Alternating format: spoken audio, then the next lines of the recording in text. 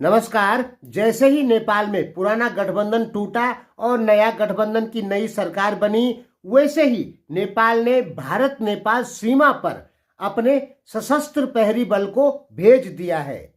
सशस्त्र प्रहरी बल का मतलब होता है हथियारों सहित, और इस बार उनके पास में आधुनिक हथियार है, ये नेपाली मीडिया का कहना है। और नेपाली मीडिया का कहना है कि अब बहुत सारी जगहों पर भारत नेपाल सीमा में सशस्त्र प्रहरी बल को रखा जाएगा आधुनिक हथियारों के साथ में। आज सुनसरी के दक्षिण सीमा में ये पालिका ब्रुजू गांव पालिका 4 है, कहीं पर वहां पर सशस्त्र प्रहरी बल को भेज दिया गया है। तो क्या हम ये मान सकते हैं कि नेपाल में फिर भारत विरोधी चीजें शुरू हो गई? देखिए, सीमा पर सशस्त्र प्रहरी को भेजना ये पुरानी ही प्लानिंग थी, ये नई प्लानिंग नहीं है। हाँ, ये कह सकते हैं कि जो नया गठबंधन बना है ये कहीं ना कहीं भारत विरोधी काम जरूर करेगा। हाँ नेपाली मित्रों, ये लगभग कन्फर्म है, क्योंकि इसमें ओली भी शामिल है। अब कौन कौन से भारत विरोधी काम हो सकते हैं? जैसे भारत के साथ में जो समझौते हुए उनको दोबारा से देखा जाए और उनको रद्द किया जा सकता है। जो 10,000 मेगावाट लाइट भारत खरीदना चाहता है उस पर भी आंच आ सकती है, यानी उसमें कुछ चीजें रद्द हो सकती है। देखिए, सीधी सी बात है, चाइना नहीं चाहता है कि नेपाल भारत के ऊपर डिपेंड हो। चीन चाहता है कि नेपाल जो है वो चाइना के ऊपर डिपेंड हो, क्योंकि चाइना बहुत कुछ सामान बनाता है और नेपाल की मार्केट हर हाल में चाइना पकड़ना चाहता है, वहां से भारत को उखाड़ना चाहता है। दूसरा, भारत पर दबाव देने के लिए नेपाल एक बहुत अच्छी जगह है, इसलिए चाइना उसका उपयोग करेगा ही करेगा, आप चाहे मानो चाहे ना मानो। नेपाल भारत संबंध में चीन बहुत बड़ा फैक्टर है। जैसे चाइना ने यह साबित कर दिया कि एमसीसी नेपाल के लिए घातक है, वो नेपाल को बेचने वाली बात है। ये किसने कहा? ये चाइना की फंडिंग से आप लोगों के दिमाग में ऐसा भर दिया गया है कि एमसीसी नेपाल के लिए घातक है। 50 अरब रुपए में नेपाल बिक जाएगा कि ये कहना है चाइना का। अरे नेपाल तो खरबों रुपए का देश है, 50 अरब में बिक जाएगा नेपाल।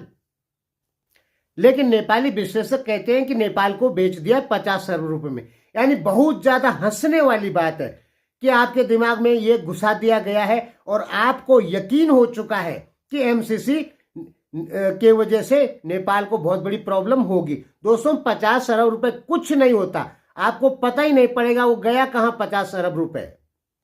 नेपाल 5500 अरब रुपए की इकोनॉमी है, उसके आगे 50 अरब मायने ही नहीं रखता कुछ। फिर भी आपके दिमाग में कूट कूट कर भर दिया गया है मीडिया द्वारा कि एमसीसी से नेपाल बिक गया। इसीलिए तो कहता हूं मैं कि ये हंसी वाली बात है, एकदम इस बात पे हंसना चाहिए कि नेपालियों के दिमाग में कहां से ये बात आ गई कि 50 अरब रुपए में नेपाल बिक जाएगा। अब हम बोलते हैं कि नहीं भाई, ऐसा कुछ नहीं है, एमसीसी छोटी मोटी बात है, उतना अनुदान तो कोई भी देश दे देता है। तो भी नेपाली लोग नहीं मानते हैं, वो बोलते हैं नहीं ये घातक है। अभी ऐसा क्यों बोलते हैं नेपाली लोग? क्योंकि उनके दिमाग में भर दिया गया है कि एमसीसी घातक है। किसने भरवाया? चाइना ने। अब आप बोलेंगे नहीं नहीं, चाइना ने भरवाया ऐसा। देखिए, जिन नेताओं ने, जिन मीडिया ने एमसीसी का विरोध किया, वो सब चाइनीज फंडिंग से चलने वाली मीडिया है। इस बात पर यकीन कीजिए। आप यकीन नहीं करते, आपको लगता है कि हम मजाक कर रहे हैं या झूठ बोल रहे हैं। हम झूठ नहीं बोल रहे हैं, हम सच बात आपको बता रहे हैं। देखिए, ये बात सही है कि भारत नेपाल सीमा में तारबाड़ होनी चाहिए, इससे दोनों देशों को फायदे हैं। भारत नेपाल सीमा पे सशस्त्र प्रहरी बल को भी रखना चाहिए, इससे भी दोनों देशों को फायदे हैं। तो ये तो नहीं कहा जा सकता कि ये भारत विरोधी काम है जो नेपाल ने अपने सशस्त्र प्रहरी बल को सीमा पे भेजा और कुछ और चौकियों की स्थापना होगी। इसे मैं भारत विरोधी नहीं मानता।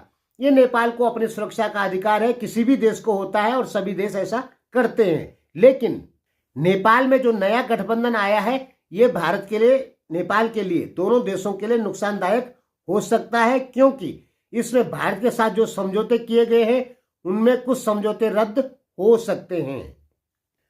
आपके यहाँ जो भी राजनीतिक बदलाव होते हैं उनके पीछे कहीं ना कहीं चीन, भारत और अमेरिका जरूर होता है। ये आप अच्छे से अपने दिमाग में घुसा लीजिए।